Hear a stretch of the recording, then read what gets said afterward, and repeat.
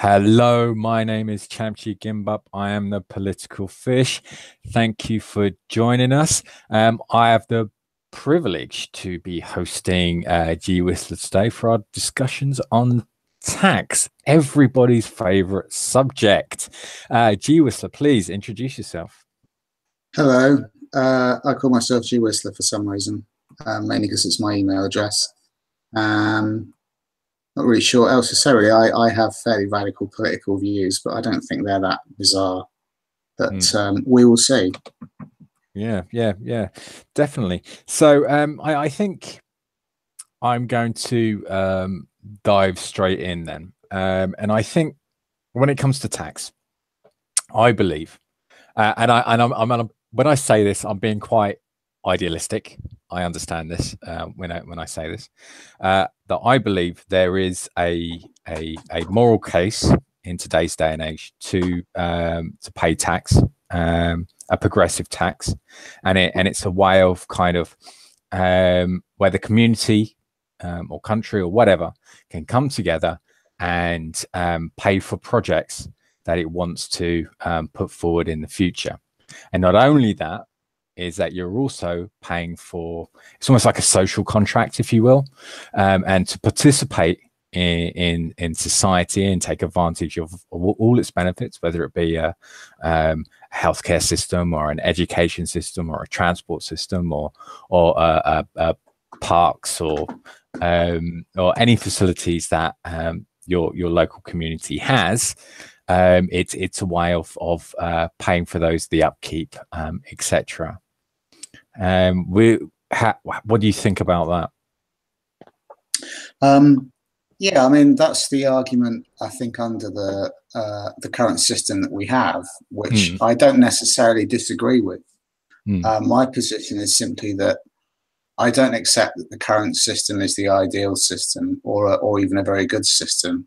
But even within the current system, while there's a case to be made for communities paying, sort of together, putting into a communal pot, we don't really have any control over that. We don't get to decide where the money gets spent. So in effect, you can have government, well, not in effect, in actuality, you'll get governments giving taxpayers money to companies like Amazon, giving them, free warehouses when they turn over billions. So it's problematic. And also one of the tools to get rid of the current system would be non-payment of taxes. If people, and I'm not saying it's easy, but if that amount of money was then taken by the people and actually communally put into some kind of communal chest or whatever it might be, then communities could do things, and that would take power from the state. And the state is the issue, I think, that's central to this, because I don't agree with the state, and I don't agree that a central authority should direct where the money it takes from us goes, because at the end of the day, that is what's happening. And I know this is an argument that's put forward by people who identify as anarcho-capitalist or on the libertarian right, and I don't agree with that side of things at all. However, taxation is theft in the sense that it's taking money from you by force, and that force is monopolized by the state. We don't have a say in that. If you don't pay, I mean, the community tax, the community charge, whatever it's called, is the most pernicious, because you can go to jail for that. You avoid that, you're facing serious consequences. We didn't have a say in that. Council tax, I think, is the only one. Council tax, is the only one you can go to the big house for, and you can get a criminal record for it, and that I think is completely crazy.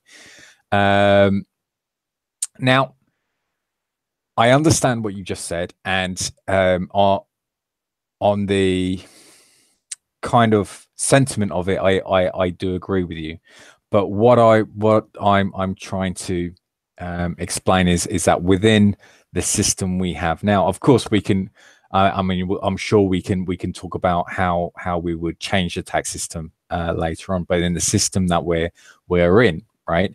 It's if we look at you know, income taxes or something like that, well, especially income taxes, it is a kind of a way of wealth redistribution, if you will. You know, if you have the ability to pay, again, the way it works within the current societies is completely wrong, and I don't agree with that. But what change would you do tomorrow that could be worked within the current system? Within the current system, yeah. Well, I mean, I don't know. You could have a conversation about fiddling with particular rates of taxation. I think you could certainly stand to tax wealth, the richest, more, because their money comes from the exploitation of the poorest or through wage labour. So I think, but you see, the problem with all of these solutions is that they affect capital. So people aren't going to want to have profits tampered with. This is the fundamental problem. Once you start fiddling with profits, you start tinkering with a system that is you can't really reform it. So, I mean, I have no problem with taxing rich people more and all this. And I mean, I don't know. I couldn't give you any super concrete solutions because I don't advocate for the current system. I don't know if you can really do anything within it that could make a significant amount of difference. Okay. I mean, do you understand my argument that within the current system, you know, they're you know, paying your income tax. There is a moral case for that. Do you agree with that? Just that one side. Yeah, I mean, there is an argument to be made. Yeah, definitely.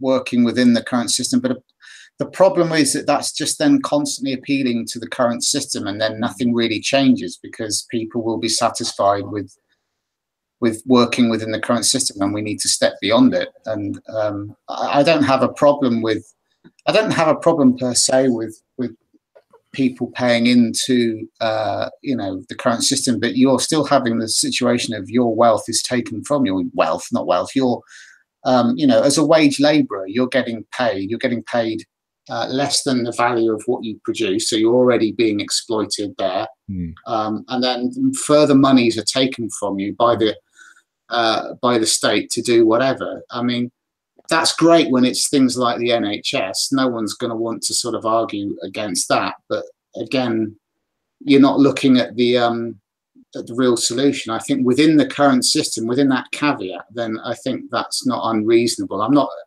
100% opposed to that, because people don't really have a choice, and B, there isn't really an alternative put forward. So people are obviously going to want to pay. And many people do think that they could stand to pay, you know, a couple of pence more tax if it went to the NHS. But the problem is that's not how it's going to work. Yeah, I agree. I think so. I mean, one of the changes that I think that they could do tomorrow is make how tax is spent more democratic. Bottom-up democracy on how tax is spent. I also think that I mean, let's leave council tax aside. But if say you work, I don't know, within, I don't know, Portsmouth, right? So you work in Portsmouth, right? Now, whichever council you work within, or wherever your employment is, say 80% of your taxes then go to that central council, and then siphon off, say, 20%, and then that's then centralized to Westminster for national projects, and then that gives your local council then and then that monies are then they're democratically elected within the residents of Portsmouth. How that is then spent, I mean, what do you think? Do you think that would help, or do you think it would make things worse? Well, I would worry about that being gerrymandered. I mean, if you're going to say the majority goes locally, there are going to be areas that don't need to have as much. I mean, it depends on the size of the population, the wealth of the population. A rich area then is going to have more local money sloshing around, and less money going to the centre. I think you know, what I'm trying to get at is more transparency. in how our taxes are spent. You know, Oh, I have and no that's, problem with that. yeah. I mean, this is one of my problems. It seems like theft. I mean, leaving aside the pay-as-you-earn system for a second, and I will definitely come back and address that. What I feel is, you know, people are paying all this money in taxes, and either A, they don't see where it's being spent, okay, or B, well, three things actually. So A, they don't see where it's being spent. B, they see where it's being spent. It's being spent in all the wrong places, such as, you know, Trident, or, you know, bombing certain places, or, you know, you could say some people with international international benefits, sending it abroad as not credit. What am I looking for? Sorry, the international aid. International aid. There we go. Sorry, international aid, or you know, that kind of thing. You know, where they can't see it, they can see it, or it's being spent in the wrong places, or they have no say at where it's being spent. So those are the three things. I know. Essentially, you in every party's manifesto, they say how they're going to spend everybody's taxes in their budget, or in their manifestos, but you know, that's every 5 years, you know, and how much, you know, how much can change socially in 5 years? How much can we change as a country economically in 5 years? It should be, you know, this kind of thing should be put to the public on a yearly basis. You know, how do you think the budget should be spent this year? You know, and, you know, there should be just different straw polls. Do we think we should pay more in international aid? Do you think we should put more into housing? Do you think we should put more into healthcare? Do you think we should put more into roads and infrastructure? You know, and I think these are the three issues the three major issues with how taxes are spent. Now, the other side, which I said I would address, which is the pay-as-you-earn system. So you don't see that money, right? And the only alternative I can see to that is, you know, doing your taxes yourself. So like more of an American style system. And, you know, I'm sorry, mate, but fuck that shit. Because, you know, then you have to go and, you know, it's like one of the old adages is, if you want to create a job, then you create a law. And it then means that, you know, accountants are going to be getting more business, and everybody would have to hire an accountant, unless, of course, you're good with navigating your way through tax legislation. So I don't necessarily agree with that either, you know. So there's no need for any of it, really, is there? I mean, if you're arguing for a system that gives more accountability, then the best thing is to just go the whole hog and get rid of the state, and not have to deal with a system, paying for a system that seems to exist just to make things complicated. I mean, having things done on a yearly basis under the current system just won't happen. Oh yeah, it's not. Why have any of this at all? It's not necessary. Are you talking about the state full stop? Yes. Okay, so how do you deal with things like, you know, people are on welfare? I mean, the state is there to provide a safety net, you know. Well, that's part of their job. Go on, yeah. Sorry, carry on. Well, I mean, they should, but as we can see, that's being taken away. I mean, it was given to us, and now it's being taken away because we don't have any control over it.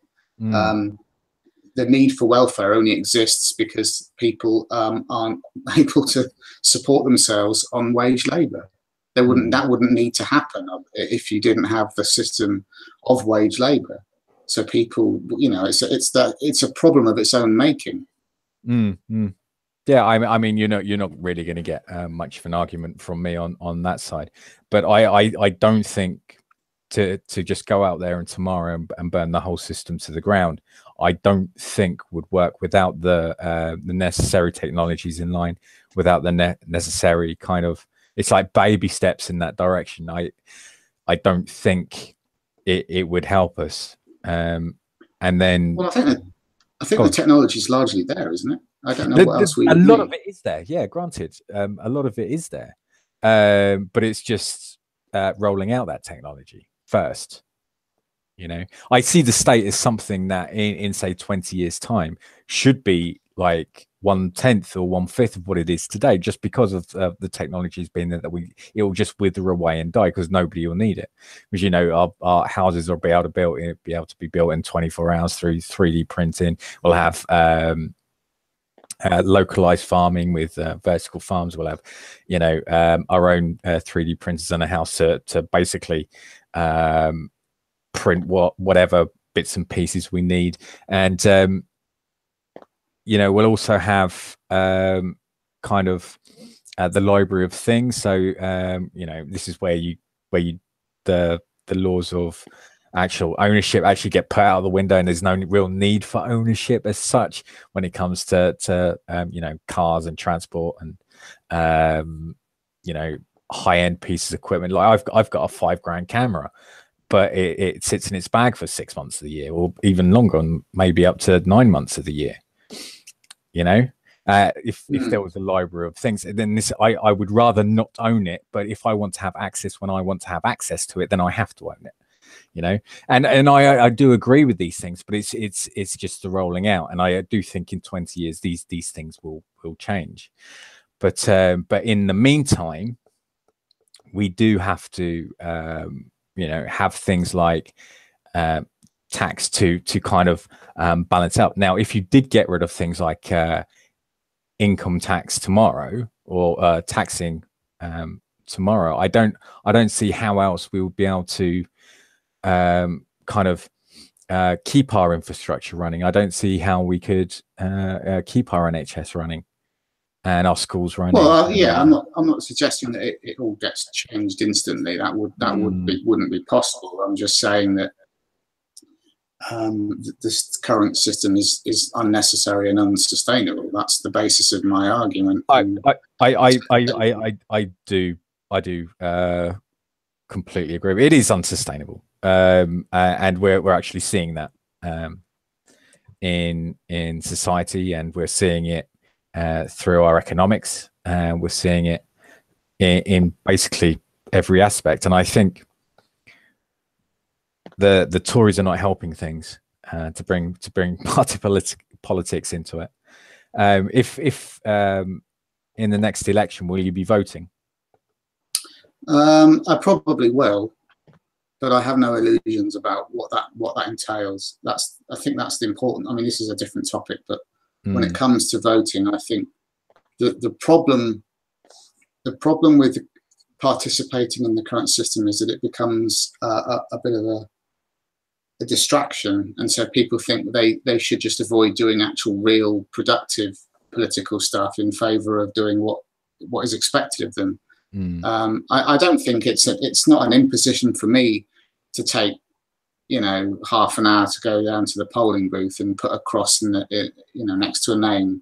I'm well aware of what that you know, what that entails, and that's not a problem for me because it's easy for me to do. I'm not under any illusions that Labour will get in locally, but I worry that people will be distracted by that. That's the problem with the current system, with voting for it, is that it just sustains it and gives people a false storm. This is why protesting, if it's just you know, this is the problem with the People's Assembly, for instance. They've spent 7 years, you know, as it was formed in response to the coalition, and all the current, you know, all the popular people that are on it, like Owen Jones and the usual trade union people, turn up and they say their speeches and everyone cheers, and it's great, and I agree with them, but nothing ever happens. Everyone goes home feeling that something has been achieved when nothing has been achieved, and it just becomes a safety valve, a social sort of pressure valve, and the government co-opt that, and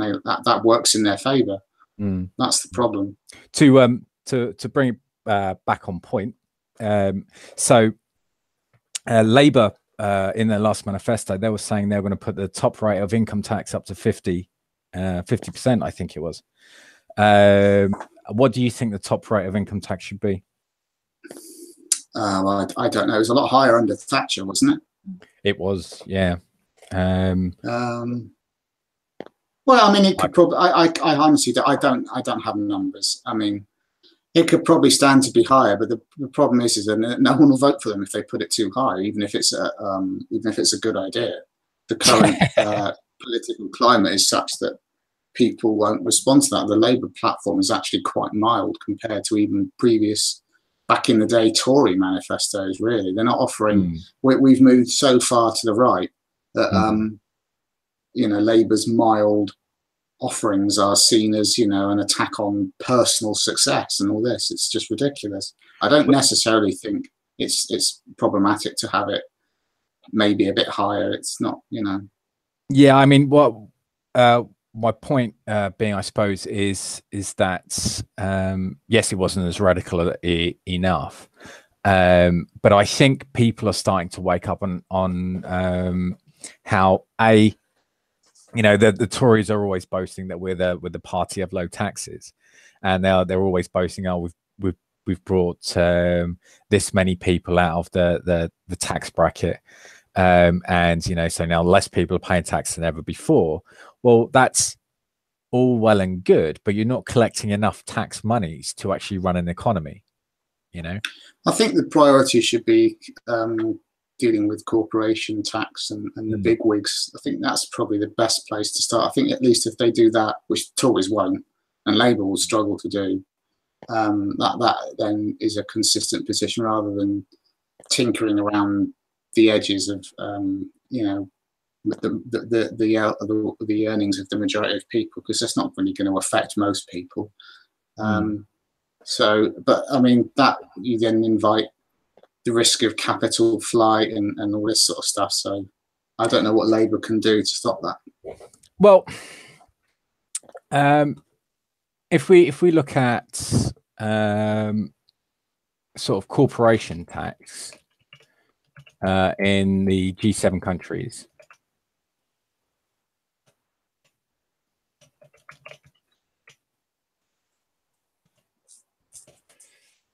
I mean, do you know what our UK was G7 once? Okay, I know our last drop in corporation tax made us one of the lowest. Blah blah blah blah blah blah blah blah. That's 16%. It's really low. 19% was 20% until April 2017. Italy's 24%. I mean, 19%. That's really low. That's really Is it lower than America? I think we're lower than the US. Well, US is 35%. Varies from 15 to 35%, with a federal branch rate at 30%. Trump has vowed to bring it down to 15%. Yeah. So, I mean, even if you took it up to, let's have a look in the OECD. And OECD.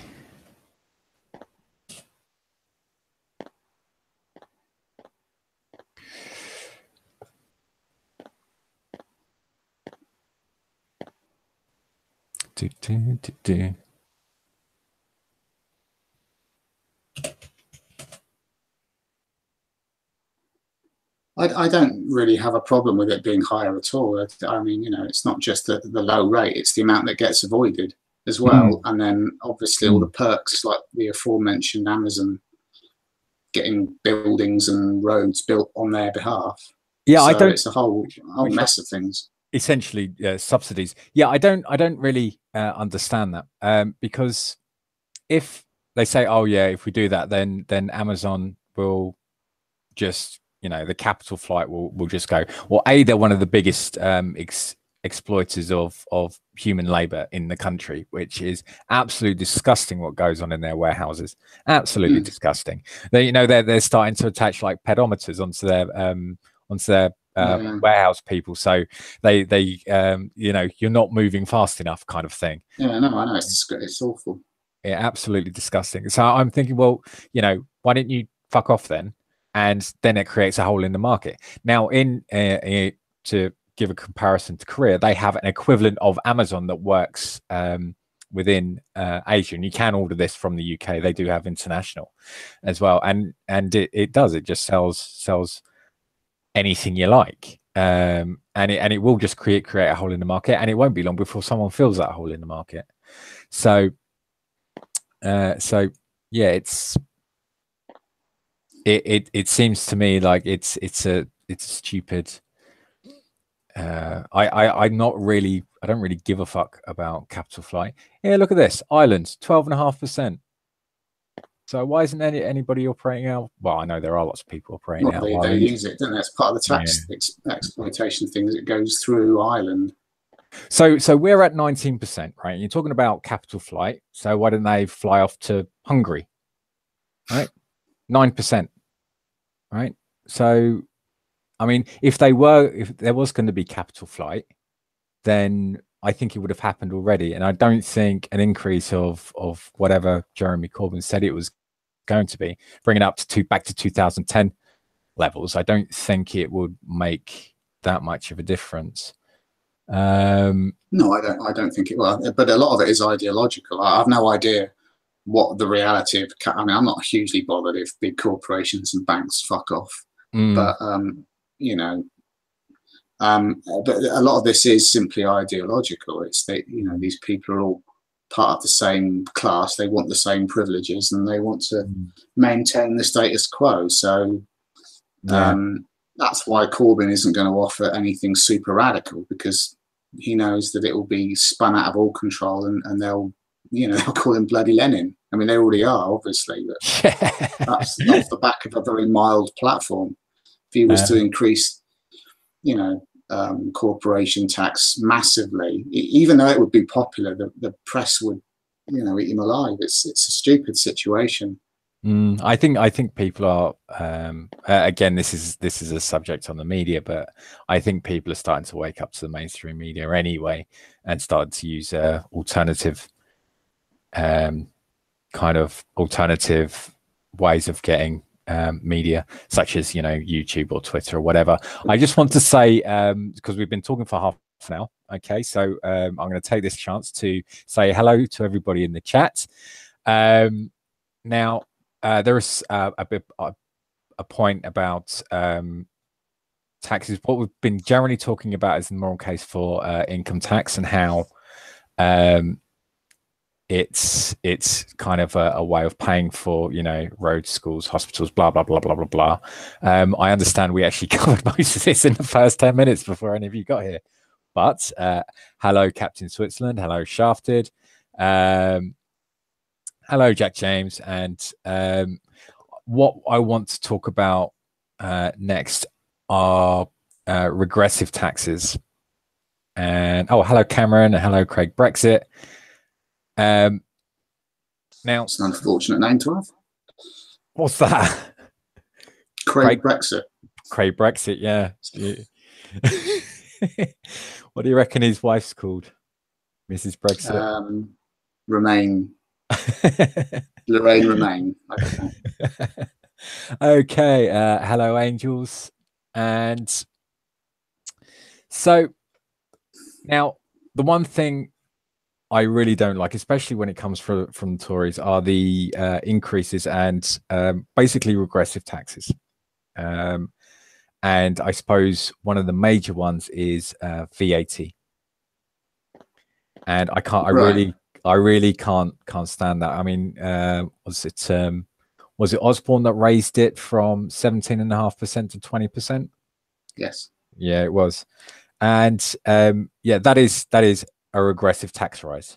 I mean, rather than part the top rate of tax, which he could have done by a couple of pence, and it would have kind of covered their losses. Why did he have to put up VAT? That's what I don't understand. Because he's not very economically adept. I suppose it's just an easy way to get money from everyone, including the poor. I don't agree with taxing. I mean, they put VAT on books, I think, if I recall. That was a fucking shit idea. But VAT, obviously, it's regressive because it affects the poor. All tax is ultimately regressive because it takes from people. So that would be, again, my position. I think that, if people we both agree that people should have more say over it. So, there's not really much more to I don't know what else to say, really, to be quite honest. It's Fair. an ultimately, I think it's an indefensible position. It just gives power to people to then do things like buy Trident and start wars. Yeah, it's so I'm just laughing at the response to Craig Brexit. His wife's name's Mrs. Remain. We sleep in single beds, which I thought was brilliant. But yeah, I think if in today's, if you're going to work within the current system today, then we could do away with VAT and just bump it up the top rate of tax. Again, you're kind of allowing kind of more of an incentive for tax evasion and tax avoidance for the individual, such as your Osbornes and David Camerons, and I think it will be very, very difficult to close these tax loopholes post Brexit. Well, again, that's the problem with this. That's the a situation created by the state. They make the rules for tax avoidance, and the media then propagates the idea that it's response. This is what I don't. One of the reasons many reasons I despise Peter Hitchens, because he absolutely is in favour of tax avoidance. To him, it's a moral duty to avoid, the excess, the greed. It's framed in such a bizarre way that they sort of try and want to have their cake and eat it by sort of arguing that tax is regressive, whereas they then still want to be able to employ exploitative social structures. So that's why I don't like anarcho-capitalist arguing, because it muddies the waters. I don't agree with you can have capitalism, but at the same time tax is bad. Well, if you have that, then you have a system, you have this ridiculous notion of a free market where ultimately the powerful will totally exploit the poorer, and the poorer will have to then club together using their monies to do something they hope they can do to stop the rich people from polluting their water, or stopping them from having better rights at work. Again, I just think that there's a better way to do this. I mean, but within the current system, I have no problem with getting rid of regressive taxes and flat rate stuff that people like Farage advocate. I mean, that's clearly just fucking idiotic. To be able to, well, because he just wants to have his. I'm sure he avoids tons of tax. I wouldn't be surprised.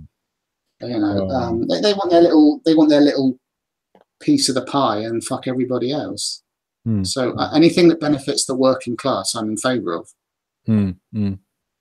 Yeah, I brought this up on a Sunday stream as kind of an idea, in that it seems to be that there is only the people in the middle. Well, not the people in the middle, but obviously up to a certain amount that get taxed. So, was it 12, 13 grand a year? Then all of a sudden you're thumped with a 22, 23% tax deduction on your employment, on your income. Don't you think it would be better to start tax earlier, but at a smaller percentage? So say start at 6, 7 grand a year, but it'll only be 1 or 2%. And 8, 9 grand a year, it'd only be like 3, 4%, for instance. Well, so if you take what's the average wage? They say it's about 25 grand. So if you're being taxed on upwards of about 10 grand onwards, let's say, so you'd be what would the rate be then for 25 grand? You'd be paying about what, 5% or something? So well, no. Say grand a year? No. Say if it's 10 grand, then it'd be 5%. If it's 15 grand, then you're looking at 15%. 20 grand, 20%, 25 grand, 25%, 30 grand, 26%, 35 grand, 27%, and it keeps going up Like, so the every $5 you go up, it will go up a smaller and smaller amount as you go through. So at about 100 grand, it'll still only be, say, so let's say 26% at 30 grand, 35 is 27, 40, 28. And I suppose from 50 grand up, you can start going up in half percentages, and then 100 grand, you could go up by a quarter of a percentage, but it goes all the way up to, no matter how much you get paid, you are paying a more progressive tax band than you would under the current system. Where we have a maximum tax bracket, everything you earn on top of that, you're not getting taxed on, surely. Well, over and above, if you understand what I mean. You'll never pay more than 40 or 45% tax. Well, that's where all the shenanigans comes in. That's where you can have all your sort of profits paid in all sorts of weird measures, dividends paid to your wife in Monaco. This is the problem. This is where all these systems come in. That they will find ways to, to jiggery pokery with it. I mean, if you say, I don't know, someone on, I don't know. I mean, you'd have to avoid a situation where if someone was on 25 grand and they're not, and you excuse the first 10 grand, so you tax them on 15, whatever, 10%, then that's what, 1,500 quid. Whereas someone on 50 grand is being taxed on 40 grand and they're paying a third of that. Is that better? I mean, they're not paying much more. Wait a minute, that was a third of, I don't know, my maths has failed me. Is that not too bad? It's almost 10 grand. That seems quite significant. Yeah. I mean, whatever you do, they'll find systems. I suppose that is a difference.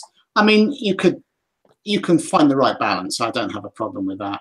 It's just that these tax codes will be drawn up by the people in power, and the people in power can then come up with the rules to say, well, okay, if you shunt your profits to Ireland and then to Belize, and then you pay yourself a dividend and you do it in this way and it's done as a gift and whatever, then you'll be able to do it because they can. Without those systems, that becomes impossible, but there's no state that's going to agree to doing that.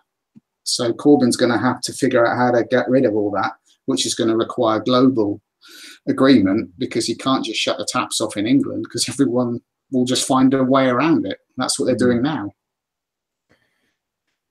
Yep. I agree, and there is a kind of. Can you still help? Oh, hello. Everything went a bit weird there. Hello, can you hear me? I'm here. Yeah. Okay, cool. Everything just went a bit weird then for a second. So, and this is a problem, and again, this is kind of an argument from the kind of the capitalist right, is that you can't charge any more tax than X amount, because if you do, then it like I said before, it just incentivizes tax evasion and tax avoidance. You'll just, because if you start to tax something, it means that people stop doing it. And of course, I think what you do need to look at different levers. If you've got different taxes and you've got different levers that that the HMRC can pull. Okay, you've got income tax and council tax and VAT. Another one that seems to go under the radar that nobody really talks about is capital gains tax. And this is where you're taxing one of the worst parasites on society, I think. The rentiers, the rent seekers, people that do nothing for their money, and no, I absolutely don't agree with the make your money work for you attitude, and the landlord class. We don't need them. We don't want them. But that, people have been encouraged to invest in bricks and mortar, and the whole buy-to-let boom, which is probably still going. I don't know. That was very popular under New Labour. Yeah, not just investing in bricks and mortar, but obviously just investing in any company. If I own shares in a company and I get dividends from that company, then what am I doing for that money? You know, Well, they're that's spending your money. that's well. what they're doing. They're spending your money, and then if you're lucky, you might But be able to make a few quid on it. once I've gained my principal back, okay. So say if I put £1,000 in a company and it takes me a year to get that £1,000 back, so I've now got 2 grand. No, sorry. So I've got my original £1,000 back. Now everything on top of that is is money that I haven't essentially earned. It's just because I've got a stake in that company. You understand what I'm saying? Yeah, I was just trying to find a book. I bought a book a year ago or so, all about this sort of shit, and I've never read it. I was just trying to dig it out. Yeah, I think that I don't know, man. It's the whole system again. I don't think people should be landlords. I don't think that's a thing that should exist. I just don't agree with it at all. Yeah, yeah. Making money off of essential things. It's no different than the people gambling on the price of food. You know, all of this is financial wizardry that exists because people can find ways to make money, and tax avoidance is it's a cultural thing. It's people are, you know, as part of being the sort of successful John Galt type. It's you know, avoiding this tiresome burden. I mean, it's the whole Daily Mail mindset. The Englishman is, you know, the Englishman in his castle avoiding his tax. I don't really agree with that. No, not at all. Not at all.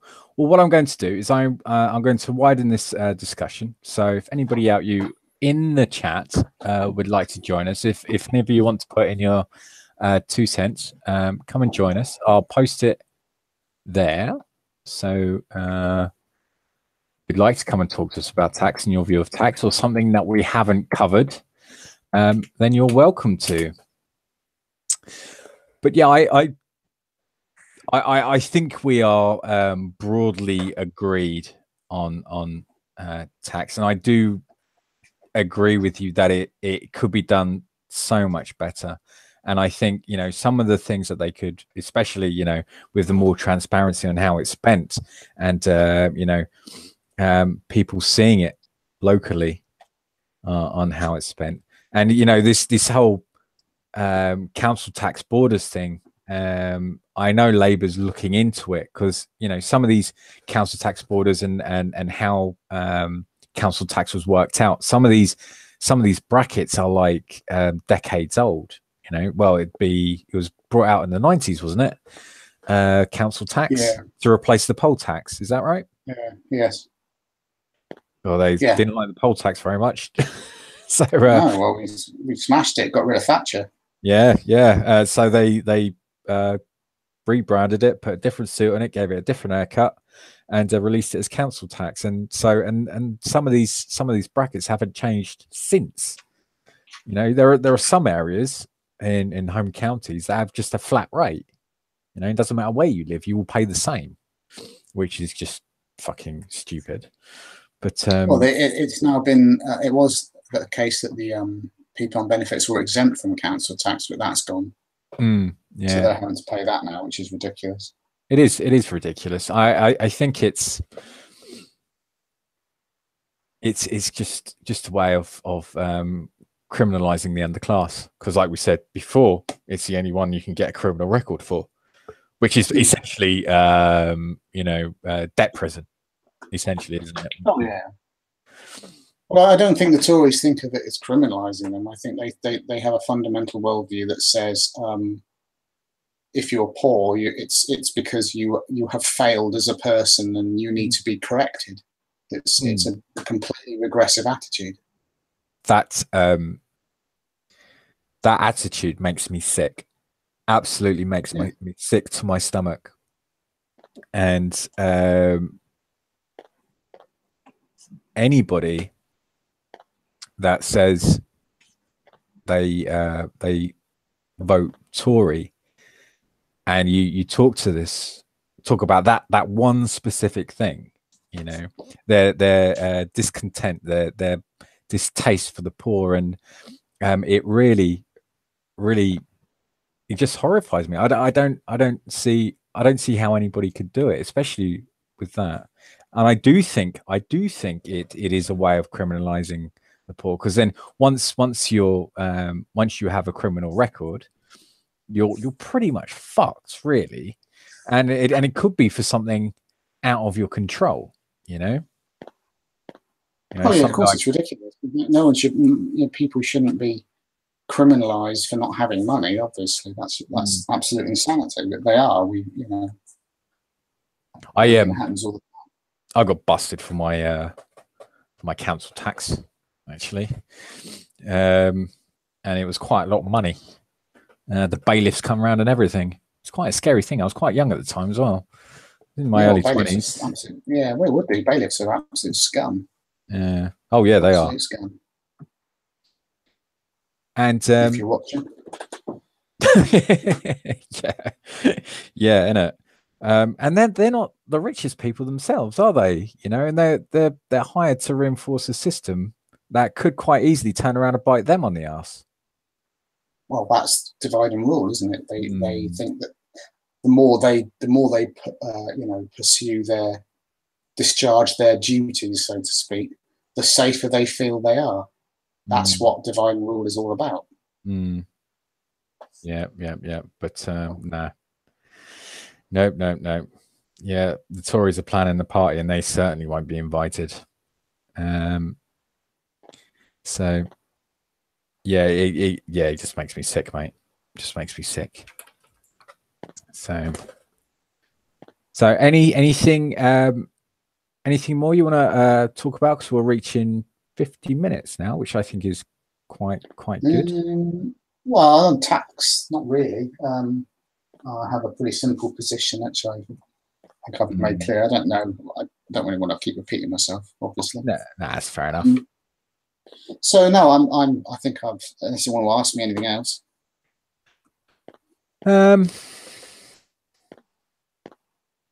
I mean, do you agree with? Do you think we're both agreed on the fact that I mean, in future, if we roll out the technologies that are available, that the ideas of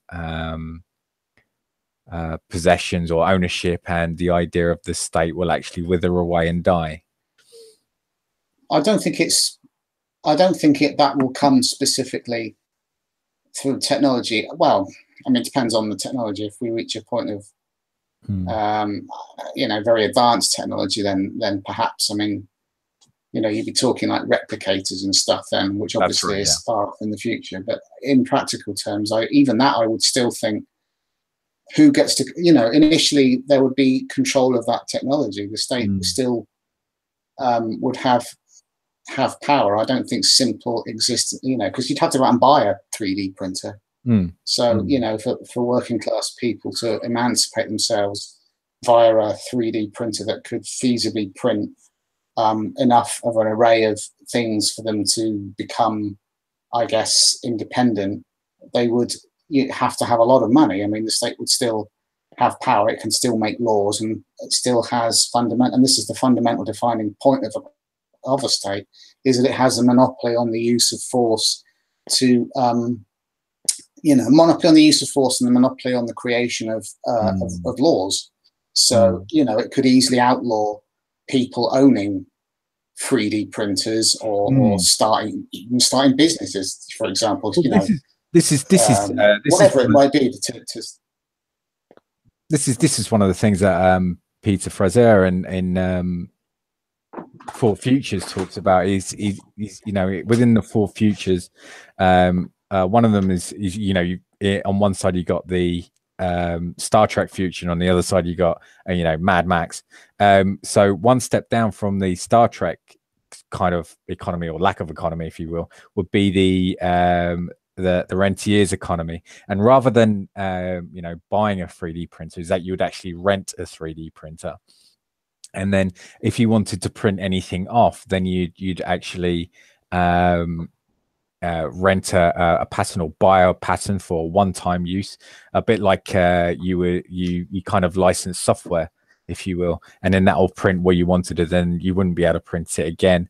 And during the whole chapter, something's just going around in my head, just saying, I don't see how this could work. But then if you apply it to today, because we're reaching a stage where a lot of money is actually being invested in digital IPOs or digital properties, and Apple makes a lot of money through iTunes, and they're essentially doing nothing for it. All they're doing is paying copyright licenses, right? Essentially. Well, yeah, it's another way to make money. I mean, the problem there with licensing, printing, and all this sort of stuff is that the printer is still going to need energy, and it's still going to need you're still going to need money. It's still part of the same system. You just I don't think that alone is sufficient to render a state obsolete. I think that is going to require action from individuals. I don't think you can just technologically obsolesce the state. Well, the problem is, and this is when you get into one of the major contradictions in capitalism is when everything is automated, then there's nobody left to buy the products that are being sold, because all labor has been automated, so there's no jobs, and then there's no money. If there's no money, then there's no economy as such. So yeah, I think something will break before then, and there will have to be major changes. Whether it'll happen, well, it have to happen from the bottom up, I suppose. And it will all depend on what government we have. I mean, one of the first steps that Corbyn said he would bring in were, obviously, if you look at a UBI, which is the first step, then that will take the focus off the balance between labor and employment. So we're completely out kilter at the moment, hence all the 0 hours contracts and workers' rights being stripped away. It's our labor force is too big for the amount of work that's going on out there. But if you introduce something like a universal basic income, then it'll tip the balance back in the workers' favor, right? And that means loads more companies will go out and they will automate because the technology will be there. I'm not sure. I don't know if universal. I mean, look, I'm not opposed to it totally. I have reservations, not because I don't think it will benefit people, but because, again, it's a SOP. It's given by the capitalists within a capitalist system. So of course it doesn't address structural issues. Please don't. It might not be enough to live on. No, I understand what you're saying, but it's a mere stepping stone. It is. It's a mere sticking plaster. It's a stepping stone. But it is a step in the right direction. Now that'll tip the balance. So then, yeah, but I'm not sure that's the case, because I wanted to go on to say that. Sorry, mate. Things like 0 hour contracts and the curtailment of workers' rights are part of the problems of an unsustainable system. This is symptoms of capitalism failing, because it cannot maintain its profits without these things. That's why they're happening.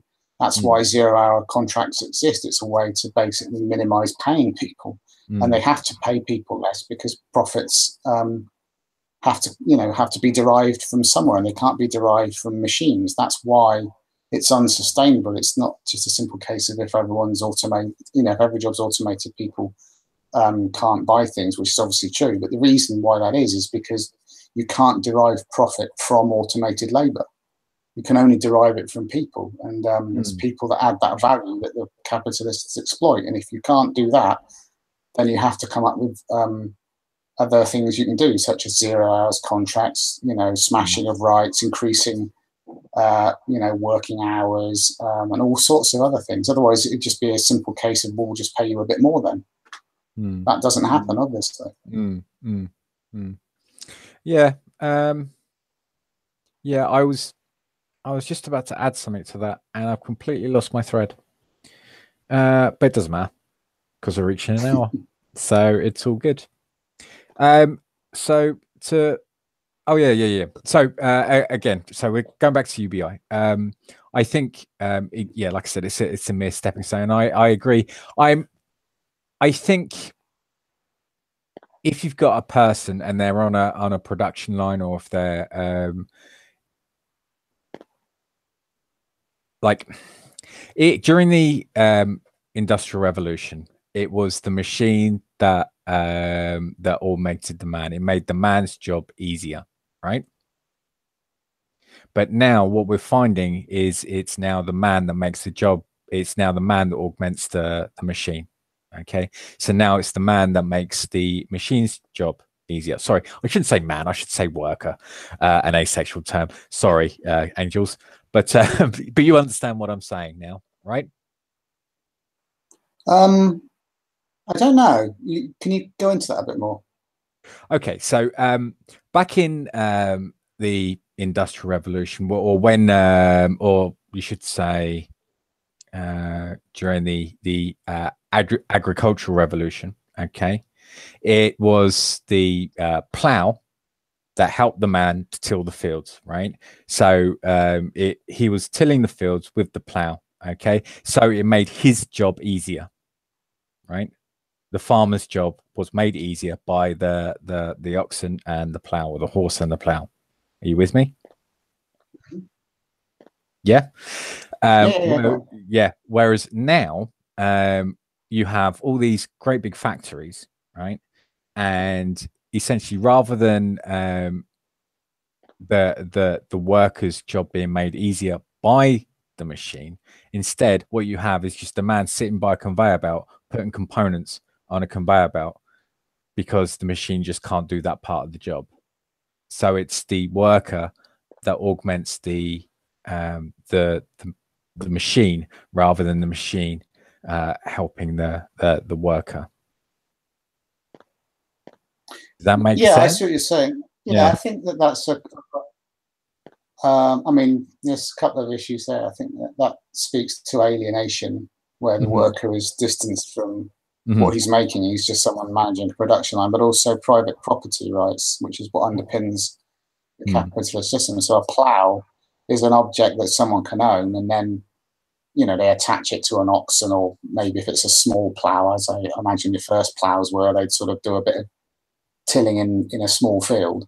Whereas a factory obviously can't be managed by one person, or one person and his bull or some oxen or whatever. So then you have to have private property rights to maintain, for the owner of that factory to maintain ownership of that factory and control the profit. Yeah. Okay. Yeah. I mean, when it comes to going back to UBI and automation and stuff, I mean, one of the things that Jeremy Corbyn was bringing again, I see this as just a mere sticking plaster, because obviously it would be all the big corporations that will be automating first. Then he's saying that he'll bring in a robot tax, because obviously if there's less workers paying tax, then you need to derive that lost money somewhere. And the only way that he could see it is if you tax the robots. I don't know how that would ultimately work. Yeah, I can't see either. I don't know how that would work. I mean, I would ideally like the robots to be taxed to such a huge amount that that the profit is completely starved out of it, especially if it's something that everybody needs, or something that everybody uses. Well, the problem is that you won't be able to tax the robots. It will just be passed down to the consumer. It'll be passed on to the consumer, and the wages. That will maintain the profit margin, so the worker won't be paid extra. So that's the fundamental problem. That's what I'm saying. It's ultimately unsustainable. I mean, I don't know about this plan. Maybe he's got something more to it, but I don't see that it ultimately would work. I saw it in a speech. I don't think it's in a I don't think it's got it written down anywhere, but it might even be a newspaper article. Let's have a look.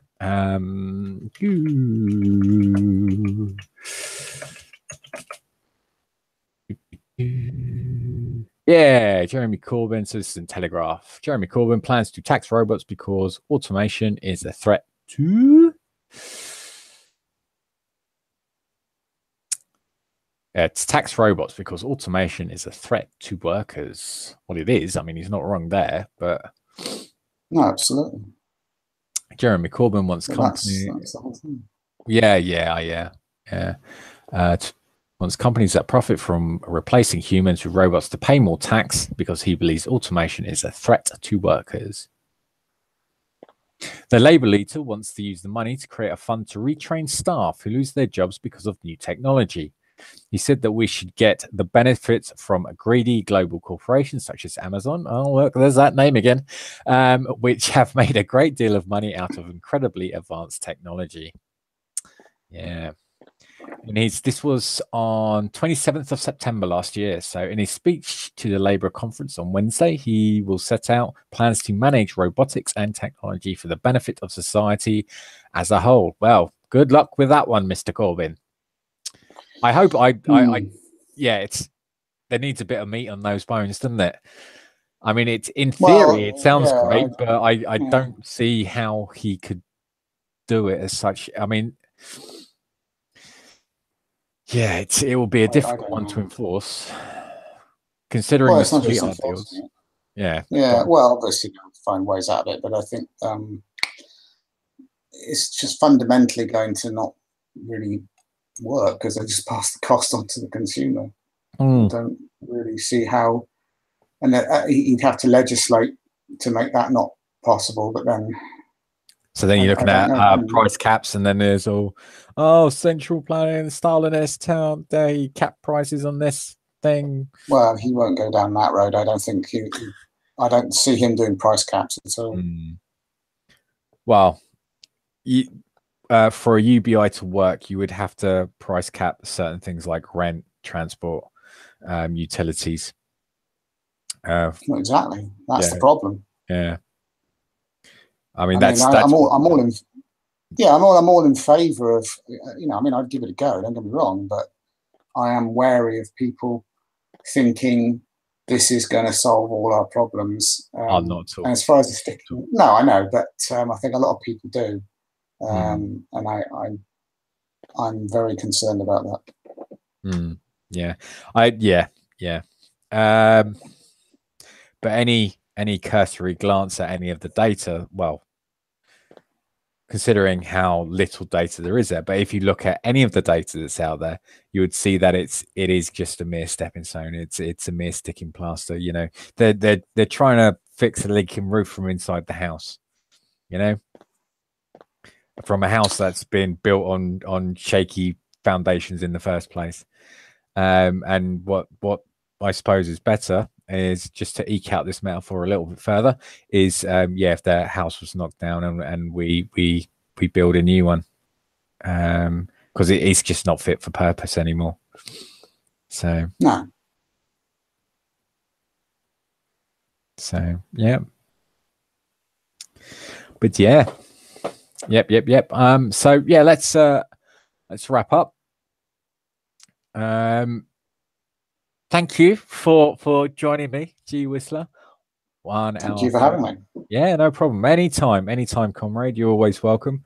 Are there, if you wanted to do another one of these talks on something in particular, let me know, and okay. And we'll talk about something. If I get an idea, I'll drop you a message on the Twits, and we'll talk about it. Thank you to everybody in the side chat. So I should really go through some of these comments. I think you're more talking about Mr. Brexit and Mrs. Remain most of anything. Alan Sugar. Oh yeah, Sugar Tax and Alan Sugar. He pays his tax as far as I know, but well, I'm sure he does. I don't. Yeah, he's just an idiot, though. I mean, I'm sure he pays his tax and that, but he comes out with some stupid shit. Mate, fucking, he does, doesn't he? Oh dear, oh dear. And he's got like the guys are been made appear in the House of Lords, right? And he's got the ghoul to attack Jeremy Corbyn on democracy. Fuck me. I mean, honestly, really? Shafted pedometers on Amazon stuff. Fuck yeah, I know, right? If say if Labour get in next government, if it's before 2022, and they bring up the minimum wage, which I think they probably will do, then everybody's going to be sacked from the Amazon warehouses anyway. I would have thought, because they'll just fucking automate. They've got the money, they've got the means. Hello, angels. Sorry, didn't say hello before. I might have done. Cameron, hi. Wagwan. And then we go to Miss Brexit.